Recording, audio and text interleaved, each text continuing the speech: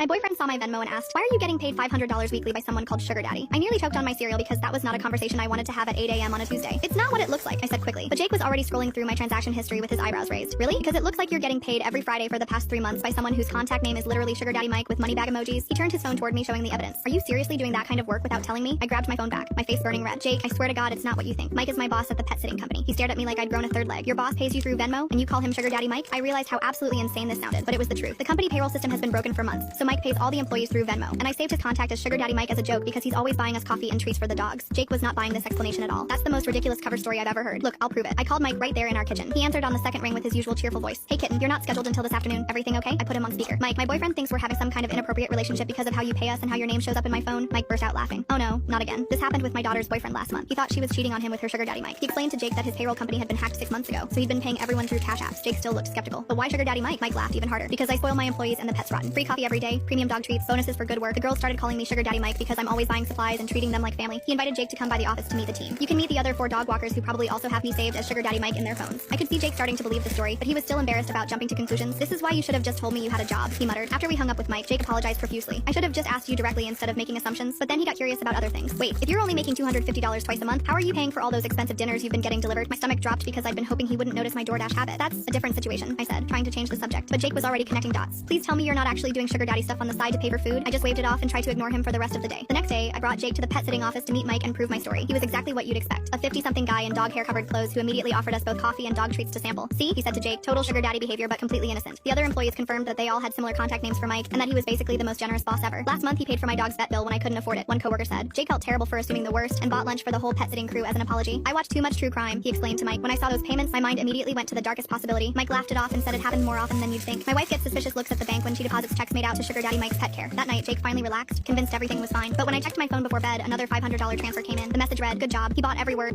Hey bitch. This is all the other fucked up shit I used to do in high school that I had recently remembered. So as you now know, I used to drink spicy water in high school when I wasn't supposed to, allegedly. And my mom had caught me. She already knew that, right? How did she know that, you ask? One time she went to go to my closet to find a shirt because we were the same size and she was going out this time. She was like, you know, in her party girl era. So was I, but she didn't know that. And she went to go look for a shirt and she kicked my purse and it went ka-clink. She did find a bottle of Smirnoff. Yes, she did. So then it kind of became routine for her to just like go through my shit because I couldn't be trusted. Period. But what does a crazy mom make?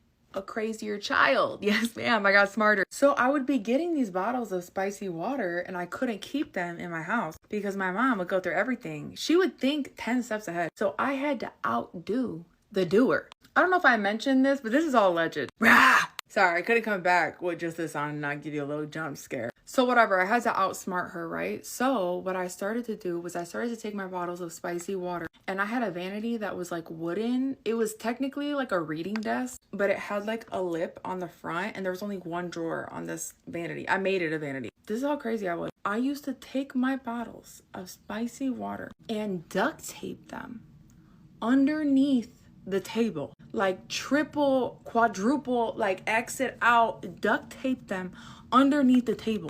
And you know what? That was a good hiding spot for a hot minute. Can I get a round of applause for the fucking creativity over here? Cause damn, I had to keep that to myself. And that was a good ass hiding spot, bitch. You know those things where they're like, if you had to hide a paperclip, baby, you're not finding my paperclip. Anyways, that was a good idea until one night I was sleeping and the tape had come off a little bit and loud as fuck at like 3 a.m, like BAM! So then I had to come up with a new hiding spot. So as the week is progressing, I'm looking for a new hiding spot. I also had no more spicy water, so I was like fiending. I'm like looking around. Now my mom did keep spicy water in the house, but she wasn't no dummy, let me tell you that. She took a permanent marker and would mark on the bottle like where the liquid was, so that like if we did take some, she would know. Now I have 3 brothers, okay? And I'm not gonna tell you which one, but one of my brothers witnessed me do something. And I'm gonna tell you what I did, okay? Hold on a second. My mom had this plastic like handle of Captain Morgan. And what I would do is I would take some, pour it in a water bottle. Allegedly. And then I would fill it up with water. But a bitch isn't stupid, right? I knew I could only take so much before the color would start looking a little too light. Because, you know, Captain Morgan is a little bit dark. So I only took as much as I possibly could where the line was to keep the same color if I poured water. You get what I'm saying? You see, I knew that. But my one brother that witnessed me do that did not think of that. So just keep that in mind. Whatever, all during this week, I'm looking for a new hiding spot, right? And boom, it hits me when I'm leaving the house one day. I'm like, oh my goodness, I should just hide it outside, the spicy water bottle. I should just hide it outside in the bushes, because it's like reverse psychology. She's always gonna think it's in the house. She'll never think it's outside the house. Like, oh my goodness. Oh my God, I'm so fucking smart. And then I'm like, then I don't ever have to sneak it out because it's already outside. I'm like, then when I say I'm leaving, I'll just go to my secret hiding spot, take it, and then I'm good to go. I like kill two birds with one stone. Like I could, you know what I mean? Because half the battle was trying to get the bottle outside to begin with. If I brought a bag downstairs, I'd be like, let me see what's in your bag. So whatever, boom, I hide the bottle. I start hiding the bottles outside. Summer's starting to roll around. It's getting hot outside. Remember that Captain Morgan bottle, the plastic handle I was telling you about? My mom had it set on top of a wine cellar thing, okay, a wine holder. One day I'm walking down in the kitchen. I look around and look at the fucking Captain Morgan bottle. Why is there condensation in the fucking bottle? Now, I don't know about you, but do you know science? There can never be condensation in a liquor bottle. There can't, because there's no water in the fucking bottle. So I see this and I'm like, oh my God. And then boom, it hits me. My brother had seen me do that and he probably took some. I'm like, oh my goodness, this fuck is gonna blow my fucking cover. So I grabbed him and I'm like, hey,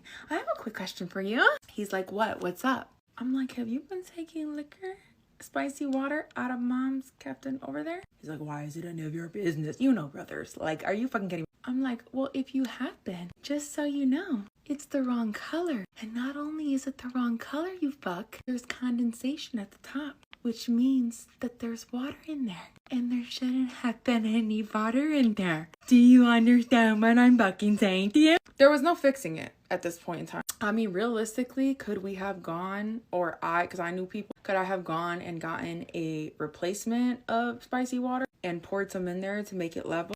Yeah, but a bitch was broke, okay? I'm in high school. I don't got money like that. And fuck I look like spending my money on his mistake. You know what I mean? So then it became a game to us. Every time one of us walked past the bottle in the kitchen, sometimes my mom would be cooking and we would be like, and put it back. Thank God that wasn't like her spicy water of choice, so she never really noticed. However, remember how I told you the bushes were my outside hiding area? I started to become like a forger and just keep anything that I would want / need out there that I didn't have to hide. Like, you know what I mean? So I started to create a pile of things. A lighter, a knife for protection, some scissors in case I needed to open something, my spicy water bottle, you name it, it was there. But I had them scattered throughout the front yard. Boom, summer comes around. I had forgotten about all of that. My mom comes inside the house and she goes, oh my God, guys, you'll never believe what I found in the front bushes.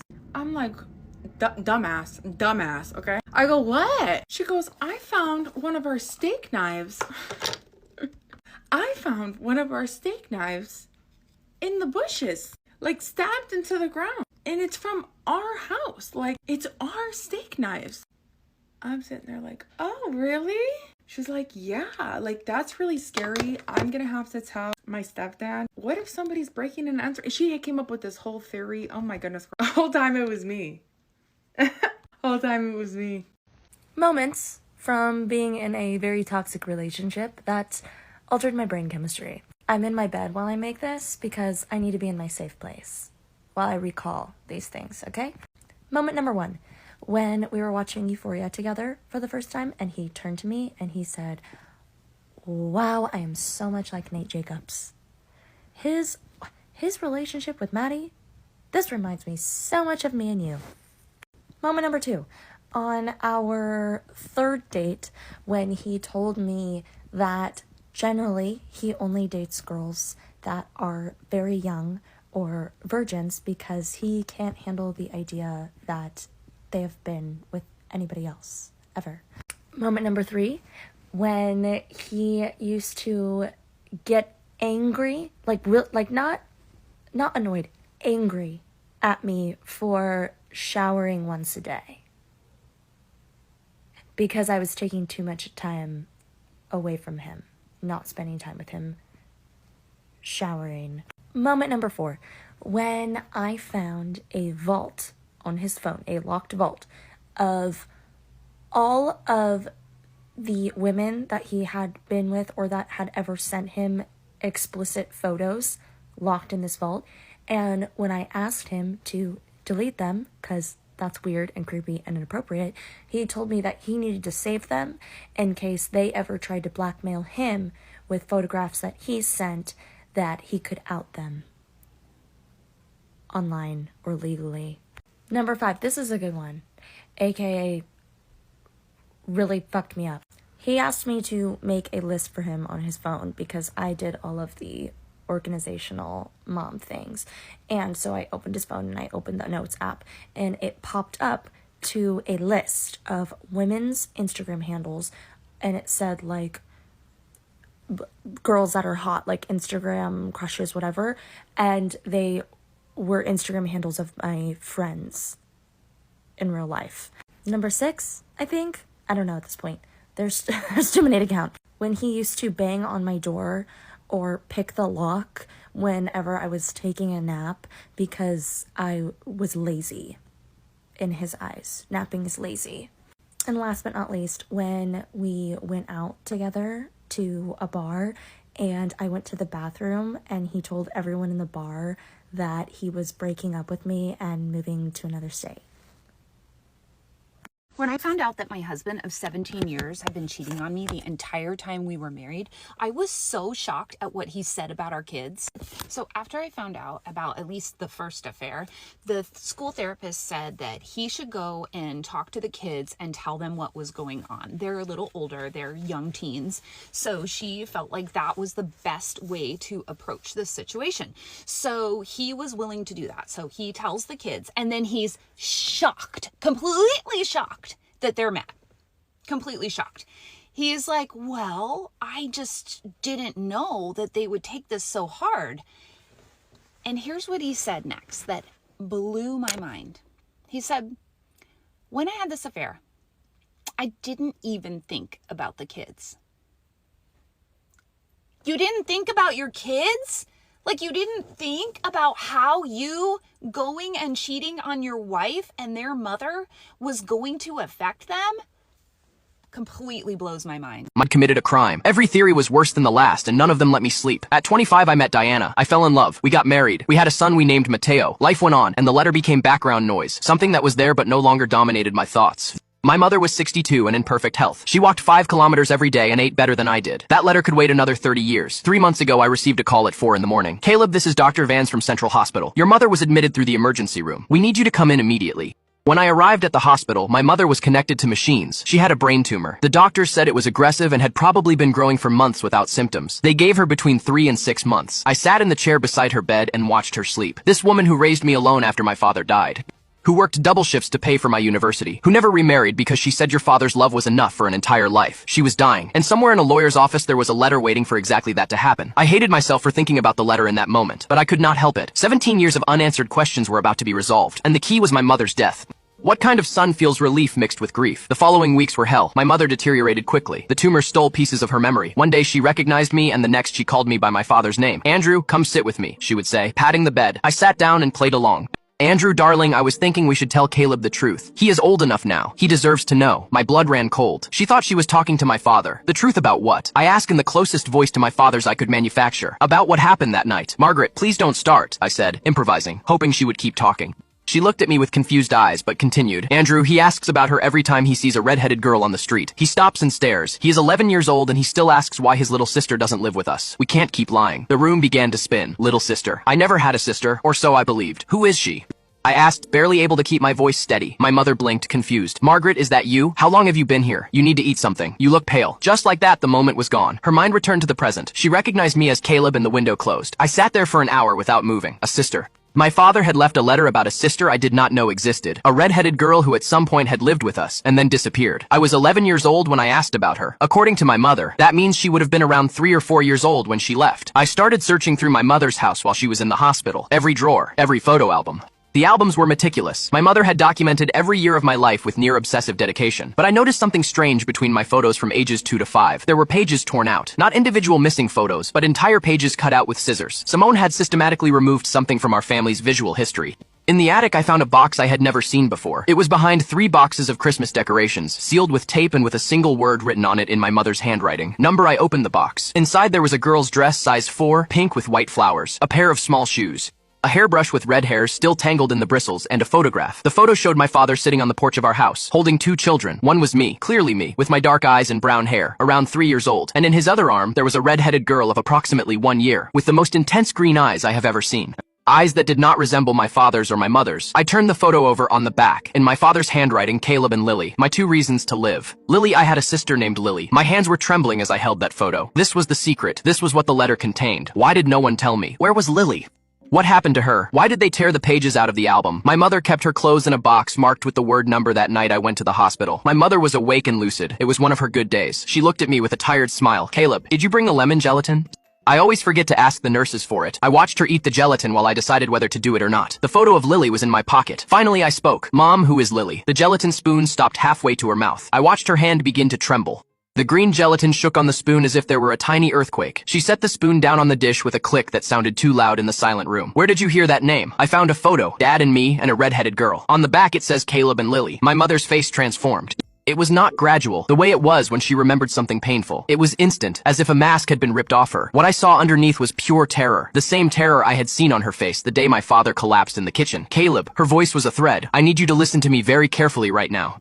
Whatever you find in that letter, whatever your father wrote, you need to know that everything I did was to protect you. Protect me from what? From the truth? What truth, Mom? She looked me directly in the eyes, and what I saw there was not the loving mother I knew. It was a woman who had been running from something for 17 years. The truth about how your sister disappeared. The truth about what your father did. And the truth about why. If you open that letter, Caleb, you are going to wish you had not. Her cardiac monitor started accelerating. The nurses came running in. They asked me to step outside. From the hallway, I heard her screaming, "Don't open the letter, Caleb. Promise me. Don't open it." I already had my phone in my hand, dialing my father's lawyer. To continue, tap the arrow in the bottom right corner and copy the link, then tap the CapCut icon in the bottom left. I feel like it's a canon event to, at some point in your life, have one of those friends that, like, doesn't like you having other friends. They get mad if they find out you hung out with somebody else other than them, and, like, get upset if they're not invited to every single function you're at. Literally, the rules are always one way. Like, they can have as many friends as they want and, you know, hang out with other people besides you all the time, but the second you do it, it's like the end of the world, and how dare you? How dare you hang out with somebody else? Don't get me wrong, I'm not saying I've never felt like left out from not being invited to something, but I have an understanding that just because I'm like friends or best friends with someone doesn't mean that I need to be invited to every single thing they do, and they're allowed to hang out with other people that aren't me. Crazy concept. But I was unfortunate enough to have one of these friends my senior year of high school, and it was actually awful because it wasn't just like the 2 of us were best friends and she got mad when I hung out with other people. We were in like a trio of 3 people, and essentially what would happen is she'd take turns like hanging out with us individually. Like, she'd just hang out with me and then just hang out with the other girl like all the time. And then randomly, you know, like on the weekends or something, all 3 of us would hang out together. But we literally were not allowed to hang out without her. Like, it was basically an unspoken rule. Even though me and the other girl were like really close. One day, the girl who hung out with us both individually was out of town. And me and my other friend were both bored. So she's like, "Hey, do you want to like go get a drink and go shop?" And I'm like, "Yeah, sounds great to me." We hang out and everything. And then all of a sudden, this friend that literally is like always on her phone and always like messaging us, doesn't message us for like 3 days. She then texts us a few days after ignoring us and lets us know that she's mad at us. And we're like, what did we do? Why are you mad? And she told us she was mad because we hung out without her. You're literally not even in the state right now. Like, how do you expect me to hang out with you if you're on vacation? You're literally nowhere near us. You're like 15 hours away. She basically just said that we shouldn't make plans without her. And me and my other friend were both just like, you hang out with us individually all the time. Like, and the one time we hang out without you, it's a problem. We just kind of ignore it and move on. And we're like, it's not that big of a deal. And like a couple weeks later, the 3rd girl who I never got to hang out with texts like the group chat with all 3 of us. And she's like, "Oh, do you guys want to go do this?" The other girl said, "Oh, I already have plans with my other friend." And we're like, "Oh, okay, that's fine." So me and girl number 3 decide we're going to go do these plans together since girl number 2 said she can't. And yet again, girl number 2 gets pissed off that she wasn't included. You were literally invited. You said you're not going because you have plans with somebody else. Notice how when you said you had plans with another friend, we didn't get mad. We said, oh, okay, sounds good. But yeah, she got mad at us again and again gave us the silent treatment for a couple days and then told us how mad she was. And, you know, since this had happened multiple times now, me and friend number 3, we're just done with it. We're like, literally, we're allowed to hang out with who we want to hang out with. You can't control our schedules. At that point, the 2 of us were kind of done with her, but like we had been friends for so long, so it was one of those situations where it's like kind of hard to like completely let go. We would still like try to invite her to stuff all the time because we just felt bad like completely cutting her off. So one day, me and girl number 3 are talking, and girl number 3 is like, oh, I kind of want to get my nails done. And I'm like, you know what, me too. So we're like, we should definitely invite girl number 2 because like I think she would probably also want to get her nails done with us. Girl number 3 texts and is like, hey, I'm wanting to get my nails done. Like, do you guys want to come with me? And girl number 2 is like, oh yeah, like I want to get my nails done too. That sounds so fun. So girl number 3 is like, okay, meet up at this nail salon at this time, blah, blah, blah. We'll all go together. Me and girl number 2 both respond and agree that that sounds like a good plan. But the time starts, you know, approaching for us to meet at the nail salon. And me and friend number 3 get there, but friend number 2 is nowhere to be seen. Start like spam texting and calling her like, hey girl, like it's gonna start getting really busy soon. Like you should try and get here quick. I'm not even exaggerating when I say I texted her at least 200 times and called her probably like 50.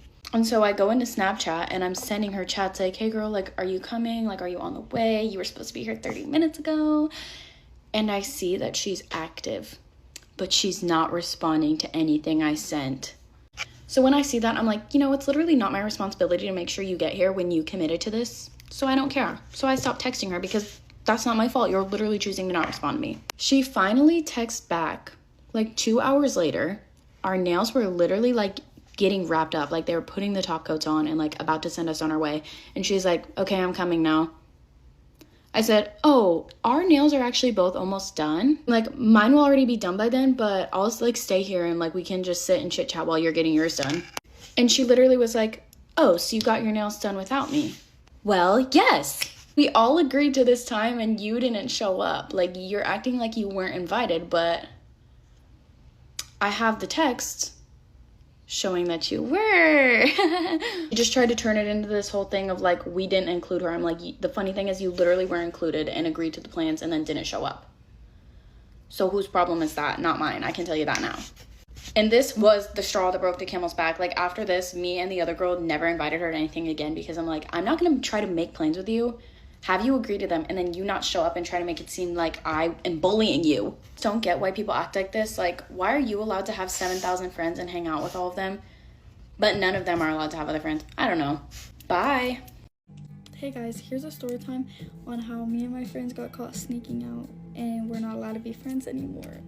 The reason I have to be quiet is because my walls are paper thin and this literally happened this morning, so I don't want to be too loud on the creek. You gotta be real quiet on the creek. Never mind.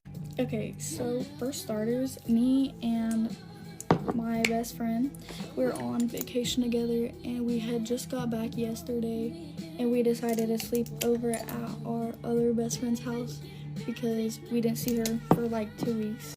Okay, so the best friend's house that we were sleeping at, she was like wanting to go out. I mean, we were all wanting to go out, but like she knew people, so like we went out and we got like a ride there by one of our friends. And so then we get there and we're all like, we're 30 minutes away from our house. And this is like 12 a.m., 2 a.m. Like we stayed there for a few hours, right? And so we get to the house of the people and we're 30 minutes away. And then all of a sudden, one of my best friend that I was on vacation with, her mom texts her, where are you? And her mom knew that she wasn't home, well, at our other friend's house, because she forgot to pause her location and her mom has her location. We literally like remembered as we got in the car, but we were like, bro, why would she check your location at 2 a.m? We didn't think anything of it. So we're freaking out. We don't have a ride home. We didn't even think about how we're gonna get back home, actually. So kind of good that we got in trouble because we would not have a way back home. But yeah, so parents were calling. Then my other friend, that house we were staying at, her parents start calling. My best friend's mom starts calling me, texting me. They're all texting me and like blowing on my phone. We're all ignoring them because we're like, what the fuck do we do? We don't have a ride home and we're not home. We're 30 minutes away. So my best friend's house that we were staying at, or my best friend's that house we were staying at, she like starts calling her grandma because her grandma's chill as fuck, and we're like, what the fuck do we do? So she's calling her grandma, and her grandma like is trying to help us, but she can't. Like, she's in Alabama. We're not in Alabama, so she can help us. And we're like, what the fuck do we do? And her grandma can't help us, but she's trying to. So then her grandma adds my friend to a call with her parents, but her parents don't know. She secretly added her, and her parents were like talking about how she's in trouble and how it's like her friends that she's hanging around, basically me because I just started hanging out with them, and like saying that they're gonna ransack her room. I was watching the video back and I forgot to mention that her parents like went through all my shit. Like, we came back in, all my shit was rummaged through. Like, they ran through that shit. Like, all my shit was open and unzipped because they think she's doing, you know. And so then, like, my friend's mom, the one I was on vacation with, her mom's like, bro, I'm gonna come pick y'all up. So she's driving to the place, and I'm like, I don't want her parents to think I'm a bad influence. So I'm just like, y'all, I'm gonna get like an Uber home. I'm on the phone with my mom. I'm like, bro, mom, I'm scared of their parents. Anyways, I was like, mom, I'm scared of their parents. Like, I cannot go with them to get picked up. And then she was like, you know, you gotta go. I'm gonna get you from their house. Like, you gotta go with them. So I get in the car, like 10 minutes after they already get in the car, and they already came up with a story that they told the parents, but I didn't hear the story. And so they were questioning me because they already knew, and I was like lying my ass off, and they hella knew I was lying because they already told them a story. So they're like, y'all are all saying different fucking stories. So like, fuck. So then I realized like my friend's parents took their fucking phones, and I was like, bro, y'all didn't delete shit because there's so much. Our group chat, it's getting leaked and we're fucked, right? So I was like, fuck, like, y'all didn't delete shit, like, we're doomed. Okay, so the best friend that I was on vacation with, her parents are both in the car, and then my other best friend, her mom is in the car in the backseat with me. I had to sit with her right next to her, and it was really awkward. And so my parents are already at one of my friends' house because they're like neighbors, so whatever. And so then we get to my best friend's house that we were staying at, and we get there, and her dad's waiting on the driveway, and he just starts cussing us all out, like all three of us. And he just starts cussing at us, saying like we can never be friends again, and we're not welcome back, and go grab our shit, whatever, right? So that happens, and then we go back to, I give her a hug because I'm probably never gonna see her again. Actually I will, but like it's gonna be a long time because her parents hate me because they think it was just me. And so then we go back to my other friend's house, and I get my stuff because I had stuff at her house too. And basically, my friend that we were staying at her house, her parents are going through her phone and finding all the shit she's been doing because she also just snuck out the other day, and her parents didn't catch her, and they just now did because they went through her phone. So now that friend that she snuck out with is also in trouble. So the friend I was on vacation with is only grounded for the summer, and I don't know how long the friend who I was staying at her house is grounded for, but they said that we're never gonna be allowed to be friends ever again. So then like my mom's chill, my stepdad's chill, they're just like, bro, like, this is why you don't sneak out, like, you fucking idiot. But like they didn't even care. And so then I don't have my phone taken. They have their phones taken, like their phones are taken. But I asked my mom, I was like, wait, how did she even know that we weren't there? And so basically my friend, not the one I went on vacation with, her mom like woke up in the middle of the night, had a bad feeling, and apparently she like called my friend's mom that we were staying at her house. She was like, where are they? Or well, she didn't answer, so I guess she like drove to her house or something and was like, where are they? And she was like, sleeping upstairs. And then she was like, can you go check? And so we weren't there, and then that's how she found out. So I guess she got like a bad feeling. Like, genuinely, mother's intuition is not something to fucking play with. And also the friends whose house we were staying at, her parents are like 10 times madder than anyone else's, and so they're finding out more than just sneaking out. Like, she's fucked. Like, they're finding everything out, like genuinely everything. And I just feel so bad for her because, like, bro, I have the chillest parents ever. Like, I always get caught doing shit, and my mom does not care. Like, genuinely, I feel so bad for those girls. I'm sorry, guys. All I'm gonna say is my friends that parents are pissed, she has a really bad video of me doing something, and her mom is literally snitching on everyone. So let's hope I don't get exposed, because I have to be like an angel to my mom. She knows I'm not perfect, but like she would never expect this from me, so I'm praying for myself. So also, when I got in the car, one of their moms was like, what are the people's names? And I said one name that was the truth, and then I lied about the other two, and I didn't know that she already knew their names, and I didn't want to get my friends in trouble, or their man, or their person. And so I was like, lied. And she already knew, bro. I did not know that she knew. She was laughing in my face. She's like, that's funny as fuck. I was like, shit. But yeah, guys, that's my story time. Pray for my girls. And yeah, also, here's the nails I just did. I hella did not do this side, but yeah. Get ready with me for work, but also we're going to talk about my past relationship. I want to preface that you don't realize how bad of a relationship you're in until you finally get out of it, and then realize how badly you were mistreated and how unfair someone was to you. This is not even to put someone down, but it's also just to share the fact that I let so many things slide. I wanted everything that I dreamed of. I want to get married, I want to have kids. So yeah, when you are in love or think you're in love, you're kind of blinded by everything. So I just want to preface by saying that, because yeah, I was blind. I know I was stupid. I know I was dumb to be in that, but when you're in something that bad, you kind of convince yourself that's what you deserve. So start off by saying I go above and beyond for birthdays usually. I've kind of taken a step back of what I do for others, just because of how bad and traumatizing it was to just give and give and give and never receive any type of appreciation or even something back, just something simple. Every single year for his birthday, I would make these scavenger hunts where he would have to go and find all his different gifts. And yeah, I just put in a lot of effort. And when it came around to my birthday, there were so many birthdays where I waited till 7 p.m. for him to wake up so we could do something. And there was one year where I was disappointed because it was like 10 p.m. and I realized I didn't do like anything.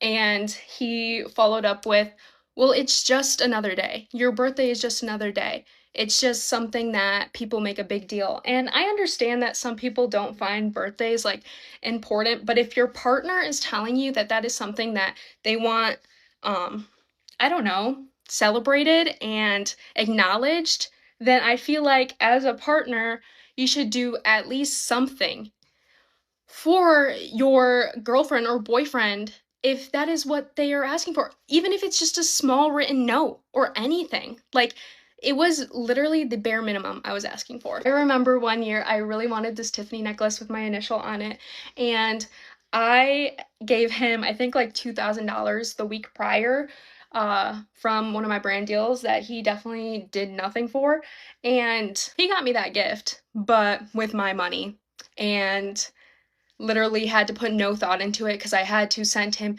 every single thing in order to order it correctly. This is one of my favorite moments, but one year during Christmas, it was December 23rd, and he had like just woken up at like 7 or 6, and he got up out of bed and rushed, and I was like, what are you doing? And he's like, I just gotta go do something. And I checked his location, and he was buying my Christmas gift that I asked for last minute, because no drive to buy my Christmas present in advance. He had to wait till December 23rd.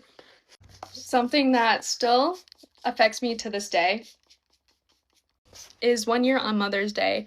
I think we were just talking about something, and one of his sisters was there, but we were just talking about something, and just unprovoked goes, "You're never gonna be a mother." And if you know me personally, you know that having kids one day is like one of my like biggest dreams. I want kids. I love kids. And for him to just kind of say that to me and be like, it was just a joke. It was just a joke. that affected me so badly and is still something that sticks with me today. I always made it a point to make sure I never boasted about any of my achievements because I never wanted him to feel bad, which always made me downplay all the things I was happy about and excited for, especially like in brand deals. Like I just never felt like celebrated in the moments that something important was happening for me. And something that would happen basically every single time that I was there is he would finally wake up around 8 p.m. and then get his day started, walk right past me, knowing I was there, and blame it on the fact that he just woke up, doesn't want to say hi, and needs to eat breakfast and have his coffee at 8 p.m. Those are just some things, but I have to get to work, so I'll make another story time. My boyfriend is so mad at me for how I handled rejecting a man when we were out the other night, and I don't know if I'm in the wrong or not. Me and my boyfriend have been dating a while, and I will say that since we've been dating, I have had a major glow up, which amazing for me, but now I get hit on more than I used to, and my boyfriend is not used to that. I'm not going to say my boyfriend's jealous, but he definitely has become pretty insecure about this. He does not like watching other guys hit on me and doesn't even want to hear about it. He's told me that if I'm out and I get hit on, just don't even tell him about it because it makes him so upset. Now, the other night, we were out with some friends. I was inside with my girlfriends and he was outside with some guys. And all of a sudden, I noticed these two guys approach my friend and they're saying something and pointing at me. I can't hear what they're saying, so eventually I go over there and ask what's up. And one of the guys says, my friend wants to know if he can have your autograph. And I was confused. Me? Why me? At first I was like, oh, he's confusing me with somebody famous? I don't know. So when I asked, why does he want my autograph? He goes, because he thinks you're so pretty. Now, I don't know about y'all. I've heard a lot of bad pickup lines. This one is one of the worst. So I start laughing and I'm trying to blow him off, just being like, no, I'm sorry. But the guy's persistent and he keeps being like, no, my friend really wants your autograph. He thinks you're so pretty. So finally I'm like, you know what? He can have my autograph for $60.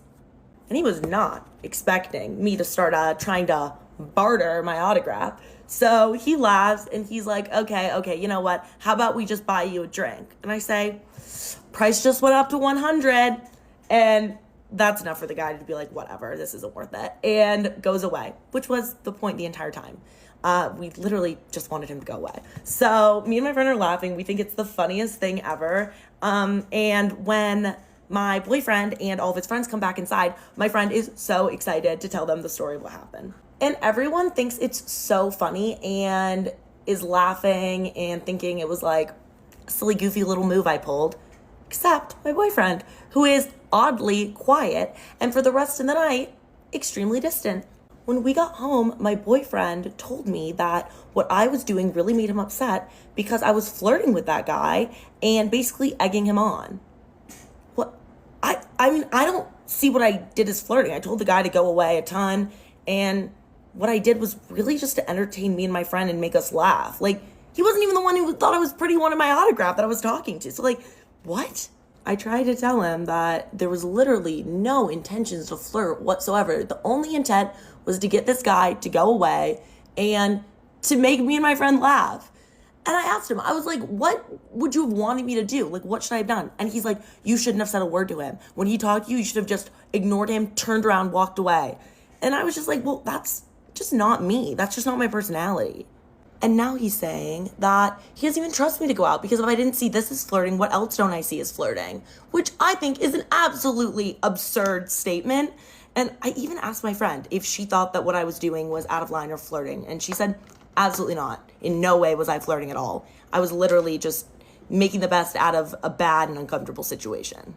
He has not spoken to me since. And normally I would just give it and apologize, but I'm kind of standing my ground on this one. I do not think that the way that he's handling this is fair, but maybe I'm in the wrong. Maybe I do not understand how flirting works. And he's so upset about it. Like, does he have a point? Is he valid? I don't know. Let me know. Story time about my crazy ex. Before I get started, I highly recommend you grab a water, a snack, get comfy, plug in your phone, because this is not going to be a short story, and You're not gonna want to miss this. The no contact order ended today, so I can finally share the story. Set the scene. This is my senior year, so this is last year in March. I broke up with my ex, my boyfriend then. I broke up with him over text, and now before you say anything, while we were dating, he told me to break up with him over text because he would never be able to do it in person. So I followed his wishes and I broke up with him over text. That same day, he gave me back everything I ever got him, and I had to give him back his stuff. Nothing happened that rest of the week. I broke up with him on a Wednesday. We had school that Thursday. Just saying some things. We exchanged some not kind words over text message. I won't go over those, but that Friday, Saturday, Sunday, we had our senior trip and he wasn't going on it, so I didn't see him the rest of the weekend. He was saying some stuff about me at school the following Monday, and I just blew it off. It's really not that big of a deal. Come that PE class that day, we were supposed to play kickball and he's dribbling basketball. Next thing I know, it's in the back of my head. He threw a basketball at the back of my head. I go to the guidance counselor, the day moves on. I'm only at school for half a day, so when I go to my car at lunch, when I leave for the day, I find that someone had been in my car and poured pop all inside my car. The cameras caught him doing it. I don't even remember if he got in trouble for that stuff. The next day, that morning, I'm sitting in my car about to go into school and he comes up and knocks on my window. I'm terrified because are you going to hurt me? He hands me a card and he just said read it. I can't remember the exact words, but in it was a note about him apologizing and that he was super sorry, and a grad card telling him that I could still come to his grad party. Honestly, I was appreciative of the apology at the time. I was still hurt about the fact that he threw a basketball at the back of my head. I just remember being scared. Later that day, when I'm on my open period for lunch, he also has the same open period as I did. So he followed me to my cousin's house where I was going, actually my roommate now. Here's our driveway, here's the road. He pulls up behind me, rolls down his window, and asks if we can talk. I tell him no. He asks if he can say something, and I say yeah, just say it, shout it. And he says, come here. I tell him no. My uncle comes out, asks if everything's all right, and he drives away. Next day, so this is Wednesday, we're in our 4th period class, and he's talking about how we are going to play dodgeball with basketballs again that day, and I'm freaking out because I don't want a basketball to the back of my head again. So I skip out on PE that day. I just remember I was talking to my principal about something. I don't remember what was going on. I just remember talking to my principal. I ended up leaving his office and going to my car for my open lunch, and there's X, here's me. His car is pulled in this way and mine is facing this way. He has a hatchback and my car's locked now because I locked my car, and I'm trying to unlock my car. I'm fiddling with my keys. He's in his back doing something in his car, and I hear something fly by my head, so I look over at him and I get a water bottle straight to the face. Walk back into the school. My principal told me he had seen everything. My ex had sped away, drove away. I just waited in there and talked to him, and then I think I went home, if I remember correctly, and I think he got a 2-day suspension or something like that, because I walked in one time to the office and the suspension rooms were right by the front desk, and he came out of the room and told me to enjoy my 2 days because after that he was going to make my life a living hell. So after that, my whole school pretty much knows what's going on. There's teachers talking about me, and honestly, if any of you are watching this, please stay out of teenagers' business because honestly you make them feel so alone. And please do better, because talking about a student in their personal life with other students is really embarrassing on your part. While I was dating this guy, I pretty much followed the same exact schedule, so he knew my day-to-day life and knew where I was going to be at certain times. So it really terrified me, and he started making comments to people about how he was going to wreck my car, and I was hearing about it. And so I had to start parking my car in hiding places and places where he wouldn't be able to find it. After a while, I didn't hear from him, and it was actually kind of nice. I mean, he said things under his breath. I still heard people talking about me at school, but it just kind of died down until one morning we were leaving for a field trip for my PE class. We were going bowling, walking in the parking lot, and all of a sudden I hear a car speed up, and I look, and there's this car heading straight for me and my friend walking into the school. My dad didn't want to file a no contact order or like a restraining order or anything because my dad's had things on his record and he knew he was still a kid. He was 18 at the time, my ex, and I was 17. But as soon as my dad found out that he was speeding towards me in his car, my dad had the appointment set up right away. After the no contact order that was filed a year ago today, it's May at this point, and I start getting hate comments on my TikTok videos, which is fine. Like, I can filter them, see them.